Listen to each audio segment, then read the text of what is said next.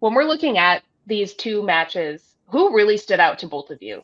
McCall, starting with you first. Who kind of sealed their deal as you're a serious contender in 2026? You will be called into the first camp. For me, Claire Hutton. She was a standout for me today and previous days, and really, really all year. Her ball winning, breaking up plays, great cover position, but also her passing, her changing of the point for a young player, the way she understands the flow and the fluidity of the game. She understands when they're shoving it down the right too much, and she needs to pick that ball out and swing it to the other side and share the load. And she's in high levels of control for a young player on that pitch.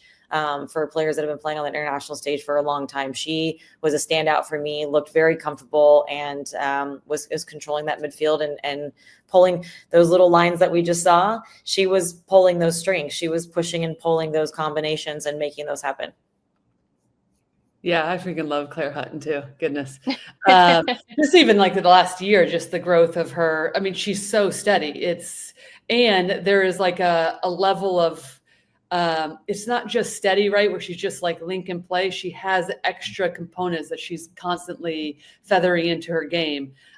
So yeah, I think that's a huge shout. But I would say Kat Macario for sure. I mean, not that I would say that was even in a doubt. It was just about her being readily available and healthy.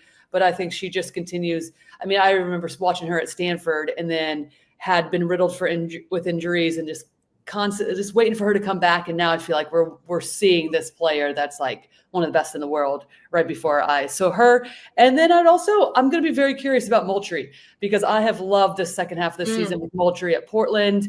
She stepped up in another level. We did this story one time during the season about her writing a note to her parents at like the age of like somewhere between like 8 and 11, being like, if you get home, I'm out back trying to become the best player in the world or something. It was like, that's like ad-libbing, right? But it just is like perfectly fits Olivia Moultrie at that age, right? And it's like, so good. And I feel like we're starting to see all of those pieces stacked together and showcase, and she's scoring goals for club and country. So shout out to her, because this last run, several months, I think she's been brilliant. And she was so good last game. She was my standout of last game. I really did think she did well. Yeah. What a freaking player. And you would think she's 30. She's 20. She just turned 20 years old. Like, honestly, both her and Claire like that. You would think her and Claire, it's crazy. I think Trinity had a quote during the championship week where she said, what did she say? I'm like a veteran rookie, or like I'm a vet rookie, something like that. And I'm like, that's what I think of Olivia Moultrie too. Like she is well versed. She's been in this league for so long. Player that, shout out to Adriana, our producer. She said a seasoned rookie. I like that. Add a little seasoning in. When I'm looking at this, I think Kat Macario was lights out. As soon as she's healthy and she's fit, she's unstoppable. I think one of the questions coming into this year, I personally had was, oh my God, what are we doing without triple espresso? Our comment section used to be full of, well, what about triple espresso? What if they're back? It's not saying that anymore. I don't think that's been brought up in any of the comments in our chat. And when we're looking at the depth that Emma Hayes has created and players that have really stepped up, Kat Macario is number one on that front line, because not only are we seeing her, there's one person that brought it up. Shout out Adriana. She told me. I can't read it all. Trying to keep tempo of the segment. But I think when we're watching her hold-up play is one of the best. Her technical ability is incredible. Her patience and the way that she's able to scan the game, which leads up to her goal from between her and Lily Johannes, I think was brilliant. But also, she looks quick and fast. Yes. That is the fastest I have seen Kat Macario look in a long time. And I think that just comes with you being confident in your body. When you're not injured for long spells of time, you feel good about the way that you're moving. And she just looks so physical, and I think so top of her game. I'm bummed she didn't get another brace. Yeah. But I think she's been absolutely lights out. And I thought her goal was brilliant. It actually was. A lot of times you'll just see the goalkeeper catch that. like it's almost like a golf chip wedge. You have to get underneath it, but a lot of it is timing as well. If you try to get too close to the goalkeeper and then chip them, they literally just catch it. But she knew with one more touch, she was going to take that away from herself. So she just picked up her head early, chip wedged underneath it, and popped it over the goalkeeper and perfectly under the bar. That is an actual really difficult technique and skill, more so than people realize. That was a really, really good finish. Yeah, there's a slow motion version of it where the technique, it was brilliant. I was like, this is perfect. And at a hard angle. Mm-hmm. It's not like she was in the center of the field and kind of had a bigger room for error. It was very slim. Yes. And I think what she's been able to do now is at the beginning of this year, obviously being the number 9 hold-up play is huge. And she was doing a good job of holding the ball, but she didn't have that threat of turning and taking on herself because she wasn't as quick yet and fit yet. Now she can take one touch to receive the ball, hold it up, and then she'll face up on you, and then she can run at you too. So adding that layer is like, people might work underneath her, people might run beyond her, she might turn and face me up. So now she's got this like triple threat where it's like, how do I defend this girl? And that's why they're having a hard time. And she's running in behind. She's running beyond. You see the way she's stretching? She blew that by ball the from Claudia Dickey of Italy. She made them look like they were standing there. Like, she's fast right now.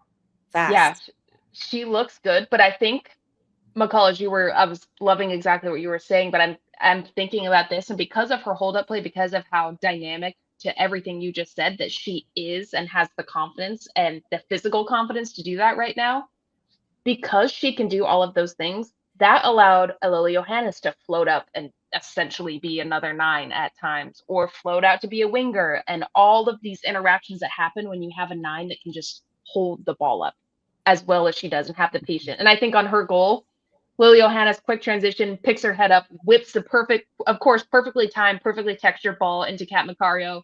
She pops over her shoulder, takes a touch, chip and dip, beautiful goal. The other goal I want to talk about, though, is Jaedyn Shaw. Tell me that wasn't straight off of a passing pattern from training, that entire goal. Yeah. Lori, did you feel that too? Yeah, starting from Alyssa Thompson and then just driving in.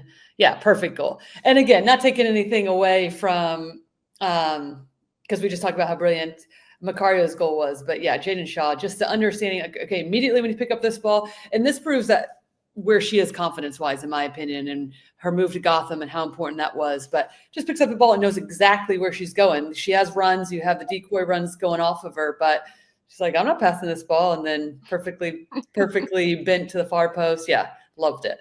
And to finish with conviction. The way she finished that ball was like, there is no doubt in her veins right now. She's confident. She wants to bury that. She wants to say, I'm the woman, give me the rock. I'm loving what she's doing right now, and just watching her come alive and just flow with confidence and conviction.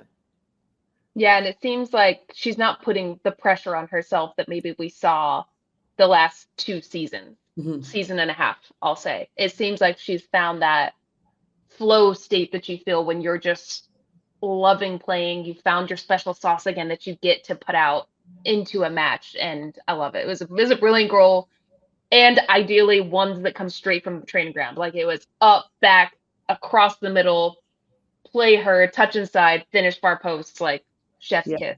It does feel like there's like really wonderful vibes, and players do feel like they're just coming into camp as themselves, right? Like, I love the social media post of like Jaedyn Shaw with the winner's wig from Meg Rapinoe at the championship, and like Emma has the wig on, right? So the whole thing is just ridiculous. And Jaedyn Shaw turns up with like it on the front of her like home screen on her phone, and is like, this is going to stay here throughout the camp. So it's like everyone's just taking digs, having a good time. Yeah, and I you love feel it. like that's how it should be, especially at this point in time when there's this friendly games. Everybody, depending on where you're playing in the world, are on a little bit different phases of their season, but coming together, just enjoying each other and constantly getting better each camp. Yeah, I think we're witnessing a lot of flow off the field with each other, but also on the field. And for me, a good indication of that, which is the Jaedyn Shaw goal, is whenever you see a team score a goal off a third man run, to me, that says their understanding and their fluidity is on fleek. Because third man runs, to me, is something that a team has to have understanding of reading each other, timing, where they want to go. And so it's, whenever you can get three on the same page in a deep run for a third man run like that is when, okay, this team has a lot of saucy flow right now and is understanding you push, you pull, you go high, you go low to then serve in behind. And that third man runner is already on their way because they know exactly what's about to happen.